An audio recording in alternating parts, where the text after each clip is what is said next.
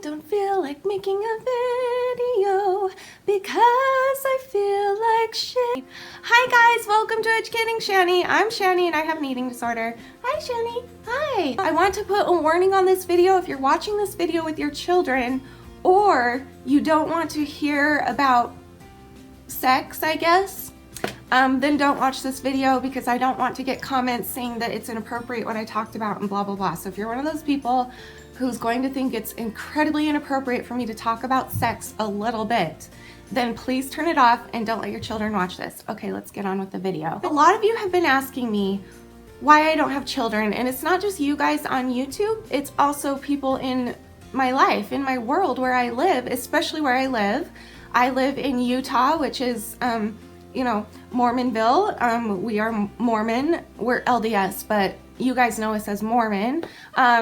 And in Utah, if you've been married for 12 years and you don't have kids, that's like, what? Like if you've been married for 1 year and you don't have kids yet, that's like, you better get on that, you know? You're already a year into your marriage and you don't have kids. Like, because we are about family. We're about growing family and producing family and having family, and that's why I love it here. I love it. Everything is family based, not just in our religion, but in our whole culture around us. Like, I just love it. But sometimes it is a little bit hard when people ask me, so how long have you been married? 12 years almost. Oh, how many kids do you have? None kids. Well, that's okay. There's other things you can do, right? I'm like, yeah, I have a bird. I have a YouTube channel.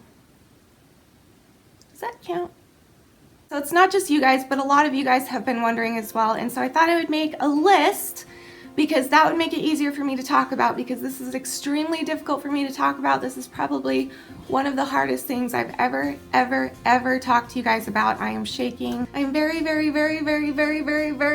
nervous because I'm going to be talking about some very embarrassing things today.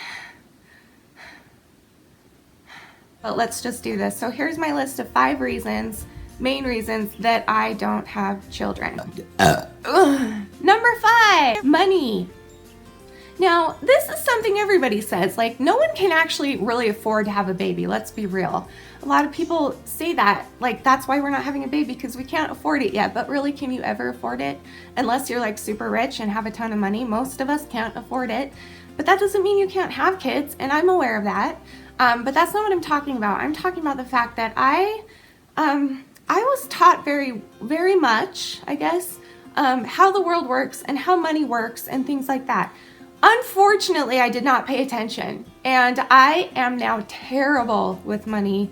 Danny is too. Well, Danny's getting better than I am at it, but I'm terrible with, my stepdad was awesome and taught me everything, but I seriously didn't listen. I was thinking about boys the whole time he talked to me. I'm sorry, Rob, it's just the truth. So I have a lot to learn as far as like how money works, how taxes work, how anything works, like I don't even know where to start. Do you pay for their school? Do you not? Like, I don't know anything about money. I'm terrible with it. So that's something that it's not just something we don't have, but like I also just need to be educating myself more. And then we also don't have a lot of money. That's why we have to live with my parents, and thank you again to them. They've been so kind and so generous to let us live here, but I also just need to learn more. So number 4 kind of goes with this, confidence/knowledge. Again, I don't know a lot about how the whole world works, not just money, but everything, because, well, when I went to school, which was rare, I didn't pay attention. And again, when my stepdad Rob tried to teach me how the world works in other ways, not just money, like how to vote and why we vote and how the elections work and how the people at the presidentialness area, that the people in the White House, what is that called? The presidency? Like the president and then his people. See what I mean? Don't know how anything works, and I'm afraid that I would not be ready to sign my kids up for school and to figure out how to do anything for them. So again, I don't have knowledge, and the little knowledge that I do have, I'm not confident in yet. My confidence is my biggest thing that holds me back in life. It always has been. Number 3, this is the one I'm very nervous to talk about, and this is the one that you need to remove your children from the room if they're in the room, because I'm going to be talking about sex. Because the number 3 reason that we don't have kids is because of sex. Now allow me to explain as I shake like a leaf, because this is not easy for me to talk about. And just so you guys know, Danny and I strongly believe that what goes on in marriage should stay in a marriage, and that certain things are sacred and things like that. So I don't want to talk about like the sacredness of it and the connectingness of it. I don't want to talk about that. I'm just talking about the mechanics of sex, and that's all we discussed would be appropriate for me to talk about. However, it's still hard for me to say. So, okay, this is really hard. All right. So Danny and I have been married almost 12 years, and since we've been married, we've had intercourse, not like other sex, but intercourse sex about 20 times in 12 years. It's really embarrassing for many reasons. One big reason, actually. Okay, so you guys know that I was sexually abused, and from that, for those of you who don't know, this is something I learned about 5 years ago. Your vagina can get PTSD. Like, if you've been abused in your vagina or anywhere else in your body, really, you can get PTSD from it. So I was diagnosed with something called vaginismus, I think. That's how you say it? I don't know. And that's where my vagina just closes up when anything comes near it, because it's really scared because of things that happened to it a long time ago. And then also I won't go into that. I have something else going on down there that's extremely painful. And if you even touch it, I will kick you in the face, not meaning to, just like a reflex, because it's so painful for me. So, and you have to have sex to have children. So, does that answer your question? Let's move on. Number 2, mental illness. And what I'm talking about is my bipolar, my depression, my anxiety, my ADD, my thing where I hear voices once in a while and see people once in a while. That hasn't happened in a while, but what if it happens again and I'm like holding my baby and a voice tells me to hurt it or something? Like, I know that I wouldn't, but like I still have that fear. Like, I would never want to put my baby in any danger in any way whatsoever. Like, I would do everything in the world that I could to protect that baby, which brings me to number 1, which is my eating disorder is the main reason that I'm not having a baby yet. I do not want to bring a baby into the world that I live in right now. I've had so many people tell me that having a baby for them cured their eating disorder, and I'm sure that it would for me too. I don't know if it would cure it, but it would stop it, because I know without a shadow of a doubt, if I were to get pregnant, like not planning it or something while I'm still bulimic, I absolutely would stop right away, because that baby would be above anything else. I wouldn't give a crap about my eating disorder. I wouldn't give a crap about anything but that baby. And like, I would never, ever, ever, ever want to do anything to endanger the baby while I'm pregnant or anything like that.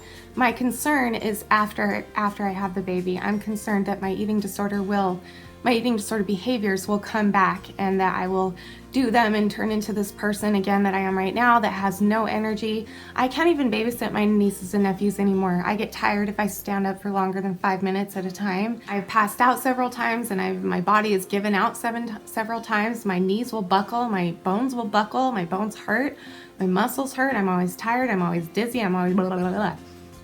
And I don't want to do that to a baby. Like, I understand, like, I might have mentioned this part of my thinking before, but like, a lot of people have said, having a baby would help you though, because it would give you something to do.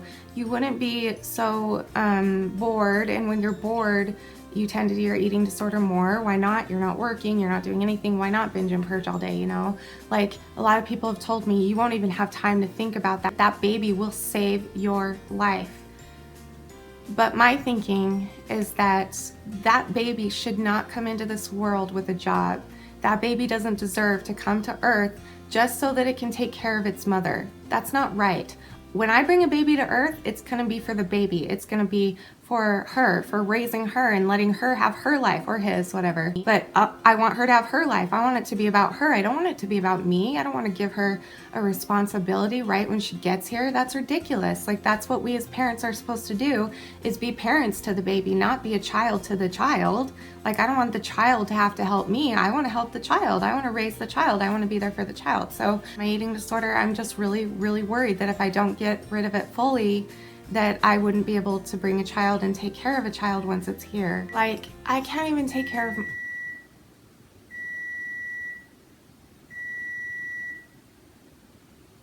Are you done? Okay. I can't even take care of myself. How am I going to take care of a child? Like, I want to make sure that I am in a state to be the best mother that I can be. I know that I'm never going to be perfect, but I don't ever want to bring a baby into the situation that I'm in now. She's going to be with me full time. She's going to be attached to my boob full time, and who knows if I'll be able to produce milk. Who knows if I'll even be able to get pregnant at this point. Let's be honest. So many people that have had eating disorders as long as I have lose the ability to get pregnant. I already have endometriosis. Oh, that's another reason. I should have put that in there, but endometriosis kind of makes it really, really difficult to get pregnant as well. So I'm kind of like, I don't have many chances, honestly. But if and when I do have a child, I'm about to cry. Stop beeping. When I do have a child, I will love her and spoil her, probably. Like, I just know that she'll be my everything, and she'll be Danny's everything, or he, whatever. But I don't know why I always refer to her as a she, but she will be everything. It would feel so good to be a mother. Like, it would feel so, like, I feel like it would help me in many ways. But again, I'm just not in a place where it would be all about the baby. It would still be all about me, where I am right now in my recovery. So, and I don't want that. I don't want that for the baby. I don't want to bring the baby into that. So, yeah. So anyway, those are my 5